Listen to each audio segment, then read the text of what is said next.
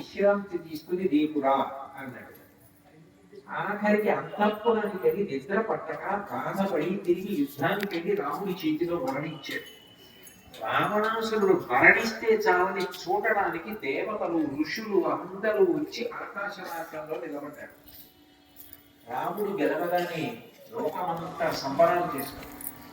రావణాసురుడు మరణిస్తే అయ్యో అన్నవాడు లేడు. అంత గొప్ప సంగీత విద్వాంసుడు, అంత కీర్తి సంపాదించాడు, అంత శివ పూజ చేశాడు, అంత కాంచనలంకని అనుభవించాడు, అంత బలగాన్ని పెంచుకున్నాడు. ఎవరు పెట్టుకున్నారు రావణాసురుడి పేరు? ఎవరైనా పిల్లలకి రావణాసురుడి పేరు పెట్టుకున్నారా?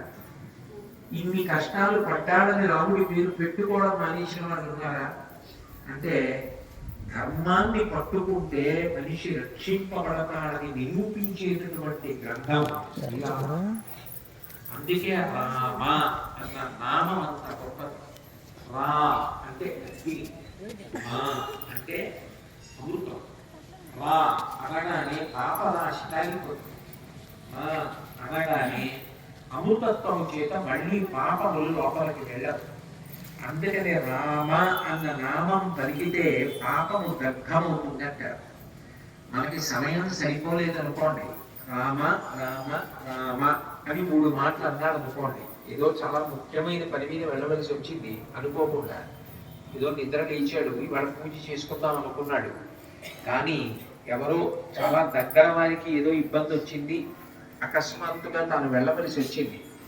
అప్పుడు విష్ణు సహస్రం చదువుకుందామని ఎంతో కోరికుంది, కానీ చదవడానికి సమయం చిక్కలేదు.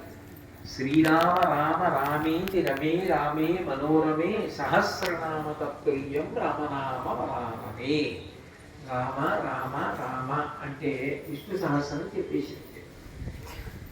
ఎందుకంటే సంస్కృత భాషకి ఒక గౌరవం ఉంది. సంస్కృతంలో అక్షరాన్ని అంకెల్లోకి మారుస్తారు. రా 2, మా 5.